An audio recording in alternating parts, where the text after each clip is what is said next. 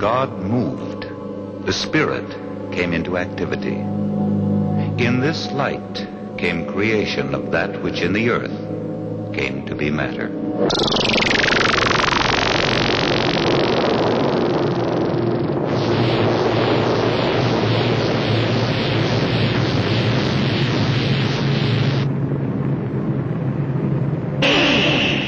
Each soul enters each experience for a lesson, a development. The entity was in the land that has been called the Atlantean, during those periods when there was the breaking up of the land.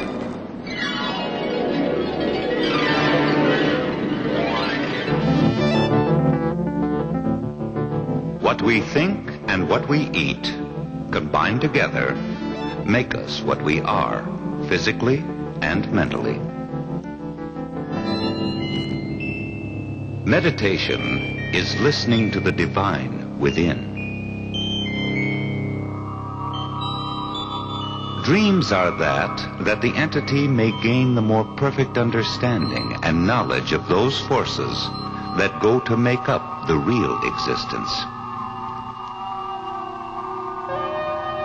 The earth will be broken up in many places.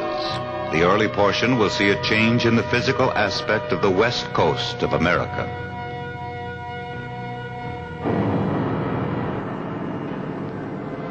These are the words of a man who is considered the most gifted psychic of our time. He was called a man of miracles, a mystery man, and the sleeping prophet. His work has deeply touched the lives of millions throughout the world. His name was Edgar Cayce.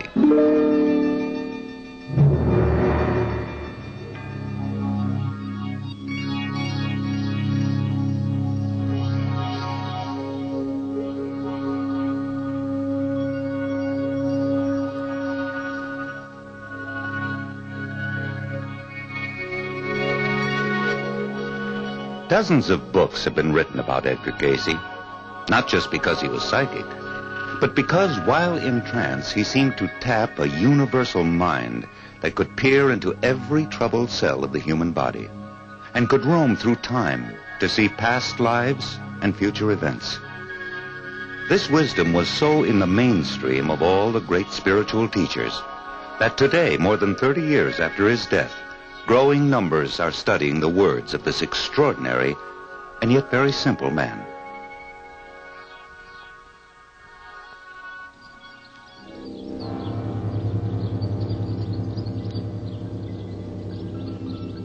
As a young boy on a farm in Hopkinsville, Kentucky, where he was born on March 18, 1877, Edgar Cayce began to exhibit some unusual talents. At the age of 6 or 7, he told his parents that he could see and talk to his grandfather, who was dead. He also told them about glowing energy patterns that he could see around living things. When he was 13, he developed the ability to sleep on his school books after studying the lessons and retain a photographic memory of their entire contents. Then, at 21, his career as a salesman was cut short by an illness that caused a paralysis of his throat muscles, leaving him unable to speak above a low whisper. The local doctors could not find a physical cause for the condition, and all attempts to cure him failed. As a last resort, hypnosis was tried. Although he spoke in a clear voice once hypnotized, he couldn't be awakened from the hypnotic state, nor would he take a post-hypnotic suggestion. When he finally returned to consciousness, he told Al Lane, who was working with him, that he'd felt like this as a child when he learned his lessons by sleeping on his books. Al Lane let Edgar put himself to sleep and then spoke to him, and Edgar spoke back, giving a detailed diagnosis of his physical condition and suggestions for treatment. These were followed, and Edgar got well. Soon, various doctors in the area were bringing their most difficult cases to Edgar. It was discovered that Edgar only needed the names and addresses of patients in order to diagnose their physical conditions. One of the doctors who became very interested was Dr. Wesley Ketchum. You just didn't know where he was going to hit you. He'd get up the darndest things. I tinkered with him in well cases, bad cases, mediocre, and all kinds. Well, some of the things What he did was so uncanny that you could scarcely believe. He diagnosed it better than I could or anybody else. Dr. Ketchum wrote a paper about his work with Edgar Cayce for a clinical research society in Boston. This story was picked up by the New York Times. And on October 9th, 1910, they published a full-page article. And soon, newspapers across the country were featuring stories about the farmer boy who became a doctor when asleep. Until 1923, Cayce supported himself as a professional photographer, giving readings only in his spare time. But the requests for readings were becoming so numerous that he was persuaded to employ a full-time secretary. Gladys Davis was hired, and from that point on began in great detail and very carefully to record everything that Edgar Cayce said from the unconscious state. I felt an instant attraction to this man. He seemed so, well, I just trusted him, and I didn't think anything about his readings. When I sat there and listened to it, it was just like any other job of taking dictation. One day during a reading, he said a string of words, so I was wondering whether I should put a dash or comma or just how to word this. And over there asleep on the couch, his eyes closed, he said, put a comma between these. and a few times he did that, and other people learned that it was good to be present for the reading, because if they thought of questions, he would answer them without being asked. Edgar Cayce would not only prescribe treatments for patients, he would occasionally recommend certain doctors for them to go to, although he consciously had no knowledge of these doctors. One of the outstanding personalities of this kind was Harold J. Riley. The important fact is that these readings were so erudite, and the more I went into them, the more I realized the basic philosophy of the readings were the things that I myself had learned in the different disciplines that I had studied. For all healing comes from the one source. And whether there is the application of foods, exercise, medicine, or even the knife, it is to bring to the consciousness of the forces within the body that aid in reproducing themselves, which is the awareness of creative forces, of God forces. Usually it was a combination of therapies, all of which worked into what I used afterwards as a word called CARE, C-A-R-E, and that stands for circulation, assimilation, relaxation, and elimination. And believe me, when you get those things going in the body doesn't have too much chance to become a good culture medium for a germ. When any food value enters the stomach, it immediately becomes a storehouse or medicine chest that may create all the elements necessary for proper digestion within the system. I don't think there's anything in any field of healing that can surpass the instructions that Cayce gave, because he didn't give them the cure symptoms. He gave them the cure, the basis of the illness. 3, 4, 1, 2, 3, 4. So the basic concepts of the Cayce readings is that the basis of health is spiritual, mental, and physical. 1, 2, 3, 4, 2, 2, 3, 4, 3. To be sure, attitudes oft influence the physical conditions of the body. No one can hate his neighbor and not have upset digestion or heart disorder.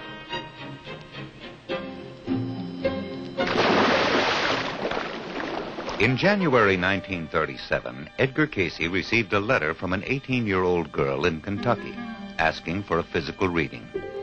Her mother recalls the diagnosis by a specialist from Nashville, a diagnosis that was later confirmed by Cayce while asleep. He called it scleroderma. Well, we'd never heard of scleroderma, and he explained to us that it was a hardening of the tissues of the body. And he said that it would be a very slow, painful death. After I overheard a conversation that the doctors were talking to my father and mother that I wouldn't get well, I decided to get a reading from Mr. Cayce.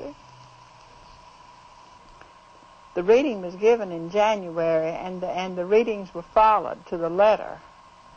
And I went to the Mayo Clinic in June of 1937. I wrote Mr. Cayce to tell him that I was going. And 7 dermatologists examined me, and I only had enough of the trouble from the hips to the knees for them to even know what I had had. They did not know anything more to do. They had never heard of the treatment, but they said just to continue what I was doing. More than 8,000 persons came for help. In those cases where the readings were followed, the patients were cured. Although Cayce's advice was unique for each individual, there are many doctors who are studying and working with his medical prescriptions and finding them applicable today. 2 such doctors are William and Gladys McAree. We've had lots of interesting experiences with patients that have come to us because of the Edgar Cayce material, and we've done research with a variety of different conditions such as arthritis and scleroderma.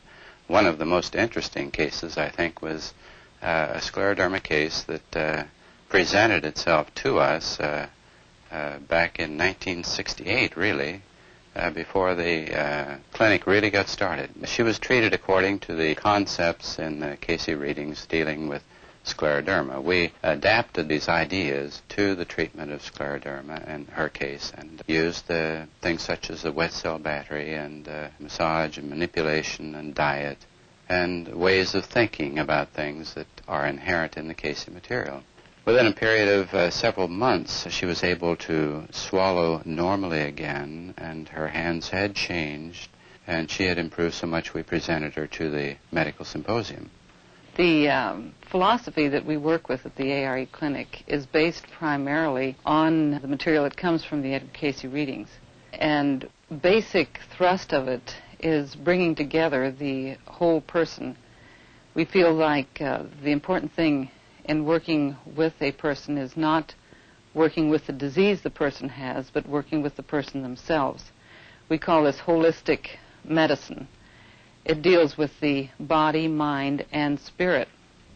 One of the quotes from the readings is that the spirit is the life, the mind is the builder, and the physical is the result. With this as the undergirding for our work, we try to approach the patients as people who are approaching each one of their illnesses or their difficulties as opportunities.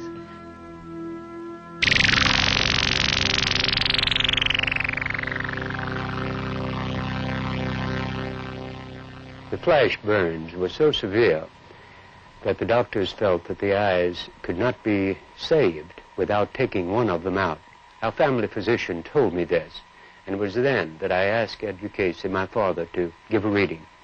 When the treatments he recommended were applied, in applications on the eyes, internal medicine, and a change of diet, the eyes began to heal. And in a matter of weeks, they removed the bandages, and I could see. My father was an unusually creative person. He was a fine photographer and was noted for his pictures, especially those of children. Edgar Cayce was an inventor of games. He loved to play all kinds of games and invented one called Pit, which is still on the market. He was a fine bowler. I never won a bowling game from him. He was a lousy golfer, but he loved to play. He was a great fisherman and fished everywhere that he had an opportunity. He was a man who loved to cook and did all kinds of things with preserves and berries of various kinds. He was a great gardener and loved to have exotic trees of all kinds around him. He was a man who was a fine Sunday school teacher, and he always had the largest classes in any church that he worked in. He also had Sunday school classes in prisons, wherever he happened to be. He looked like a country doctor, a simple person, You wouldn't turn around the street if you saw him. But once you spoke to him, his voice was soft, it was direct, it was honest, it was embracing. And for me, I always saw a double pupil, a superimposure, as if he were looking through eternity. It made you a little uncomfortable at times because you wondered what you had done yesterday or said yesterday that you ought not to have said. And yet, after you got to know him, you knew that he wasn't anyone who ever condemned. If he ever told you anything about a negative side of your nature, he would do it in such a way that you considered it a blessing. Now, you know, not even your husband or wife could do that. It was an interesting experience to be in this home with Edgar Cayce and Mrs. Cayce. She is seldom mentioned, and she was so much a part of this whole scene. Her lovely, quiet manner, her strength. She had fantastic strength. She followed the readings where diet was concerned for her family. She was a marvelous balance for Edgar Cayce, who was so given to going to extremes. In 1923, Arthur Lammers, a printer from Ohio, requested a different kind of reading from Cayce. He asked for an astrological chart. The sleeping Cayce gave a horoscope in brief. And then, near the end of the reading, came the curious sentence, "He was once a monk." As always, when Cayce awoke, he recalled nothing of what he had said while in trance. Being a devout Christian, this reference to reincarnation was disturbing to him. He searched the Bible and came to accept reincarnation as an aid to personal growth. A psychotherapist who knew Cayce then, Dr. Harmon Brough.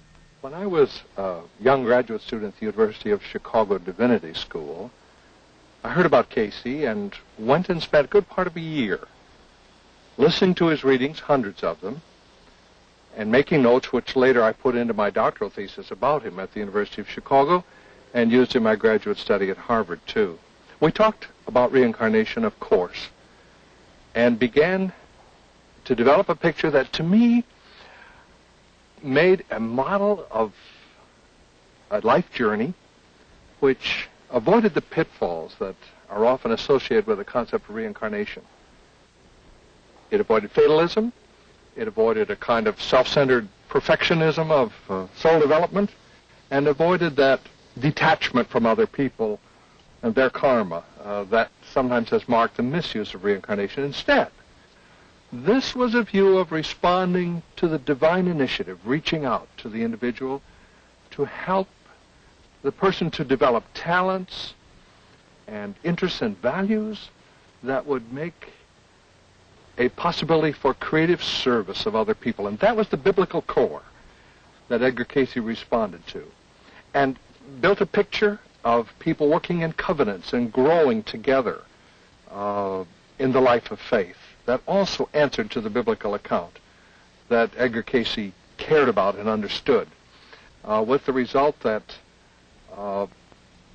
people in Christian and Jewish life both have looked thoughtfully at this and not wanted to be caught turning away from it as unscientific, as has happened in the church's life when it is said that Galileo was wrong or Darwin or Freud, rather saying, if this is true, then let's grapple with it and see how we can keep it within the perspectives of a rich life of faith. Then, as there has been and is the passage of a soul through time and space, through this and that experience, it has been and is for the purpose of giving more and more opportunities to express that which justifies man in his relationships one with another, in mercy, love, patience, long-suffering, brotherly love. Reincarnation is a difficult concept for many people to accept. All that we are, everything that we have because we have attracted it to ourselves by our thoughts and acts in this life and past lives. It's the law of our moral and spiritual being, the law of karma. For each soul, each entity constantly meets self. And if each soul would but understand, those hardships which are accredited much to others are caused most by self. Know that in those you are meeting thyself. The Cayce medical material was exciting, but the life readings were psychologically very sharp. They offered people themes they could work with in their lives for their growth, for their talents, for their vocations, for their relationships. Know that it is not all just to live, not all just to be good, but good for something, that ye may fulfill that purpose for which ye have entered this experience. And that purpose is that you might know yourself, to be yourself, and yet one with the creative forces, or God. Edgar Cayce's second son, Edgar Evans, became interested in one of the most controversial areas of the life readings. For a number of years, I had listened to my father, Edgar Cayce, give readings. And a lot of these readings mentioned Atlantis. And the story that came out of it really worse than Plato's, because it mentioned not one destruction, but three, and the last one about 10,000 BC, which I think is the one that Plato referred to.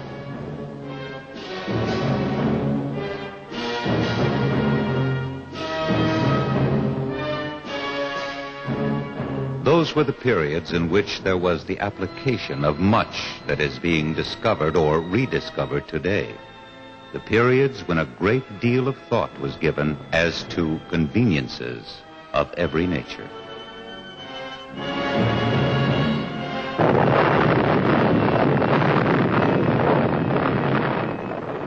I think the significance of this, though, that what Edgar Cayce said, that many people who lived in Atlantis were reincarnating now, and that these people were advanced technically, and that all this technical civilization was easy for them, and that the Atlanteans brought destruction on themselves by the misuse or the selfish misuse of their power, and that the same thing is possible today. Tendencies in the heart and souls of men are such that these upheavals may be brought about. It is true that man brings order out of chaos by his compliance with divine law. By his disregard of it, man brings chaos and destructive forces into his experience.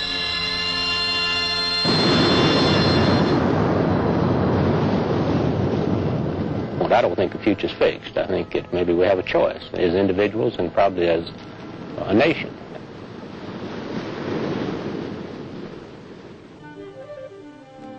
I think that the question that was presented to Mr. Cayce more often than any other was, Mr. Cayce, you're so wonderful. How do you do all of this? And his answer always was, you can do this too. And he said, all of us have the same source. We all are an externalization of the God, a creative force, which makes it possible for all of us to do all of the things that any human being ever did in the earth, including our guide, Jesus the Christ.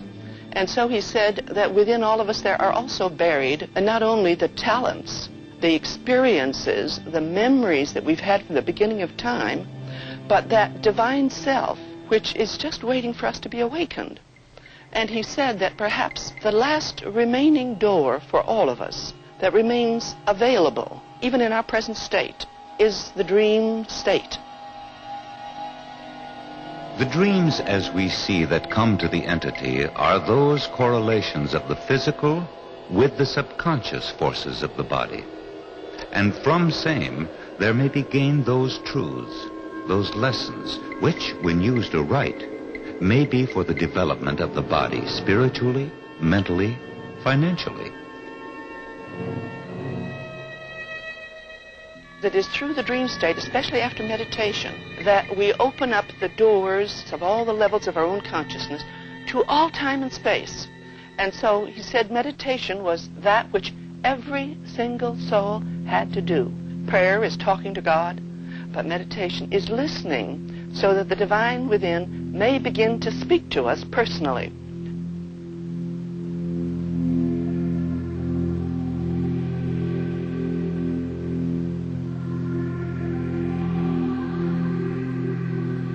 One of Edgar Cayce's lifelong dreams was to build a hospital and to form an organization that would preserve and work with his psychic data. A reading was given and stated, as has been given, the better place to establish such an institute would be near large bodies of water, preferably on the East Coast, at or near Virginia Beach, Virginia. In the mid-20s, the Cayce family moved to Virginia Beach. The Association of National Investigators was formed in 1927, and it was that organization that built the hospital. His dream was short-lived, for the hospital was lost during the Depression. In 1931, the Association for Research and Enlightenment was formed. It undertook to cross-index and build experiments on the more than 14,000 readings that Cayce gave in his lifetime. The purpose of this ever-growing organization is perhaps best expressed in the words taken from a letter from Edgar Cayce to a friend. All men must find within self that which rings true for them. Neither I nor the association that carries on the work with the readings has anything to sell, nor has any instant answers. What we do have is a body of information. Of this information, I can only say that in my life and in the lives of many of those who have come in contact with the readings, there seems to be much that is of help. But if you would know, you must seek, for it is a personal experience. You must judge for yourself. Facts and results are the only measuring rods. If this knowledge is to be of any lasting benefit to mankind, it will require open-minded, intelligent research by men and women in all walks of life, engaged in a cooperative effort. Those who carry on with the work share the ideals set by Edgar Cayce, which appears over the entrance of the library, that we may make manifest the love of God and man.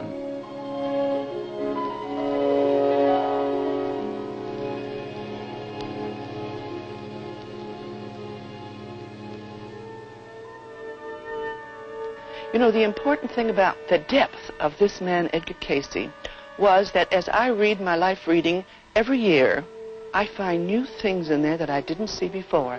I think the greatest thing that has happened to me is the knowledge I've gained of the Bible and the true meaning of the Bible according to the Edgar Cayce readings. I've heard his mother say that Edgar never took any credit for this. He always felt that God gave him this gift to heal people. It's remarkable. I mean, you know, you'd like to live 1,000 years so you could keep working with the Cayce readings. No way you can even score when someone is willing to lay down their life for a lesson, a development.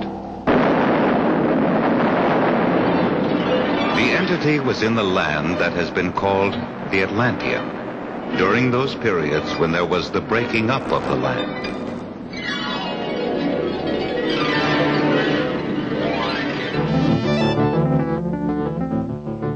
What we think and what we eat, combined together, make us what we are, physically and mentally.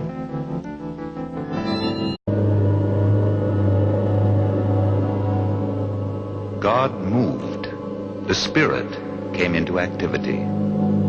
In this light came creation of that which in the earth came to be matter.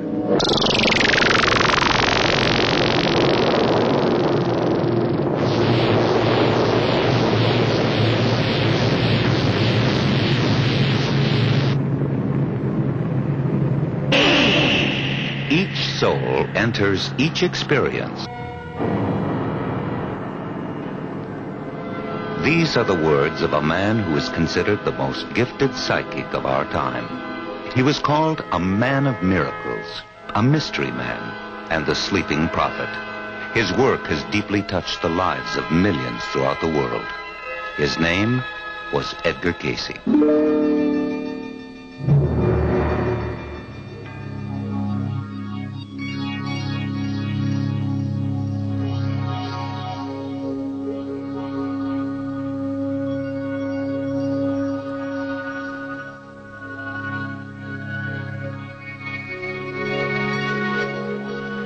Dozens of books have been written about Edgar Cayce, not just because he was psychic, but because while in trance he seemed to tap a universal mind that could peer into every troubled cell of the human body and could roam through time to see past lives and future events. This wisdom was so in the mainstream of all the great. Meditation is listening to the divine within. Dreams are that the entity may gain the more perfect understanding and knowledge of those forces that go to make up the real existence. The earth will be broken up in many places. The early portion will see a change in the physical aspect of the west coast of America.